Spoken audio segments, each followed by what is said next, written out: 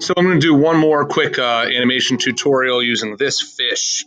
So I'm going to copy the image, and I like that it's got this checkerboard background, and it might come in clear, it might come in black, but let's go to Photoshop. And you see I've already got this animation going here with some fish over Fells Point, Baltimore. Got my water bumping up and down. I'll show you a little bit about that real quick here. So here's my timeline. I did a video timeline, and if I stop it, I can show you what's going on. My bottom layer is white, apparently, nothing on it. And above that, I have this image of Fells Point. And there's only two anchor points here, both under transform, setting me up at kind of like a left side and a right side. So it goes across this image. And then I have here, scroll that up, this little fishy. That's this guy, right? And he goes kind of up and down as he swims across. And the same thing with my other fish. And I'll show you how I did that. So scroll up here. The one other thing that's different here, this layer 4 has a little bit of up-down movement. That's my water picture. And in my layers, I've got this layer. It's actually locked right now. Unlock it.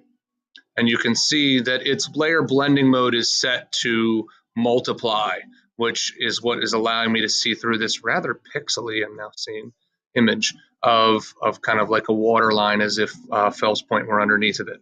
So I'm going to click on this layer below it so that when I Control V to paste in, yes, my last fish, and I'll leave him small so it looks like he's kind of in the back here. He's got a black background. I like images like this because you could just quickly magic wand with a decent tolerance setting and hit delete, and there's my fish. Control D to deselect. He's in the background. Now, I don't want this fish to come in till almost the end. He's going to be a speeder. He's going to go fast right here at the end. I'm actually going to Control T, transform him, and flip horizontal because I've got, I think, yes, enter. I've got, yeah, one fish going from left to right, and then I got two fish going right to left. So I'm going to have this fish come in left to right. All right, so let me find his layer. That's not it. Here it is. All right, and I'll twirl him down. Notice that he just has the position stopwatch on, and that's because I have not converted him yet to a, or her, this could be a female fish, I don't know, to a smart object. So let's convert her to a smart object. The fish just changed genders, and I am going to put on, twirl this guy up and twirl this guy down, turn on my transform stopwatch right at that point, setting a keyframe for position in time. I'm going to back it up a little bit where that fish is there, and even less actually. Go like this, and this fish is going to go a little wild. Let me lock this again so I can just grab him. So this fish will go here, back it up a little bit.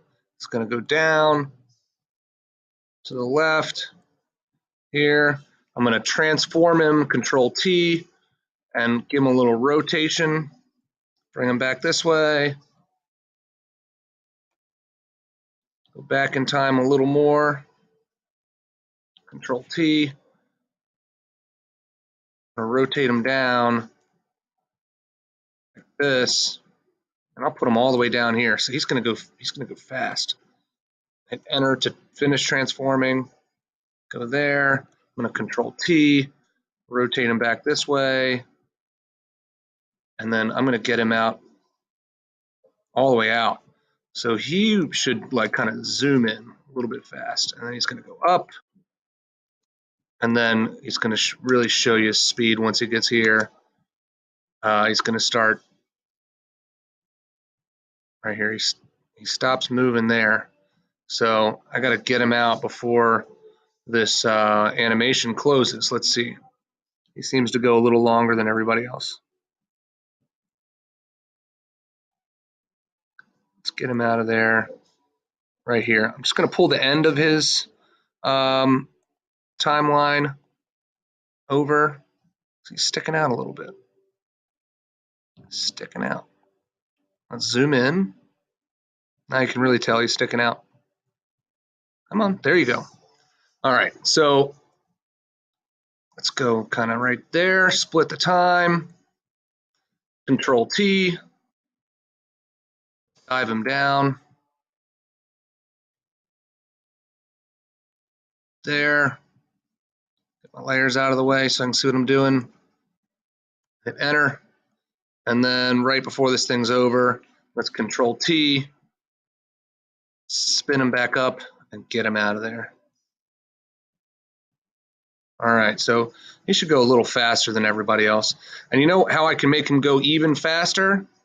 Is if, let's move all these little anchor points closer together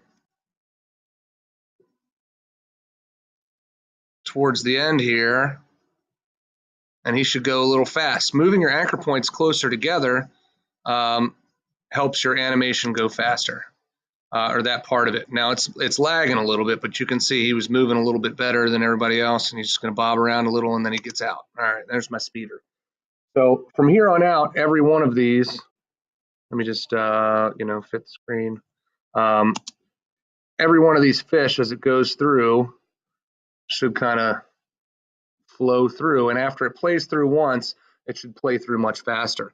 This is going a lot slower than 10 seconds, but it is a 10-second animation. Just kind of needs to process through or render through everything before it'll play at full speed one time through.